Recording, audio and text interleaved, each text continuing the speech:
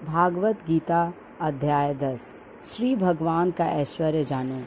इस अभ्यास में 42 श्लोक हैं। अध्याय में परमात्मा को सभी का मूल कहा गया है। जो व्यक्ति अपना हित साधने के लिए, अपनी स्वार्थ पूर्ति के लिए इच्छा करता है और उसके अनुसार संग्रह करता है, उसका भला कभी नहीं होता। इसके विपरीत जो व्यक्ति परमार्थ के लिए इच्छा और संग्रह करता है, वह अपनी सभी इच्छाओं से मुक्ति पा जाता है, फिर उसकी कोई भी इच्छा शेष नहीं रहती। श्री कृष्ण कहते हैं, जो व्यक्ति दृढ़ विश्वास करके मुझे अजन्मा और अनंत सारे लोकों के स्वामी परमेश्वर पर भरोसा करता है, मुझे एकमेव स्वामी मानता है, वह स्वयं ही श्रेष्ठ ज्ञानी तथा निष्पाप बन जाता है। सब प्रकार के भाव, क्षमा, दया, दुख, सुख, भय, अहिंसा, संतोष, तप, दान, त्याग, यश, अपयश मुझसे ही जन्म लेते हैं।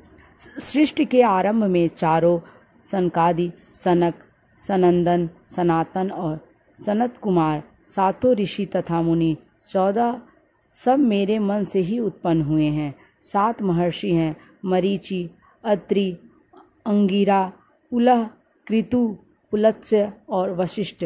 14 मनु हैं, स्वयंभू, स्वारोचिष, उत्तम, तामस, रैवत, चाक्षुण, वैवत्स, शामणी, दक्ष शामणी, ब्रह्म शामणी, धर्म शामणी, रुद्र शामणी, देव शामणी और इंद्र शामणी। हे अर्जुन, इस पूरे जगत की उत्पत्ति का मूल कारण मैं ही हूँ।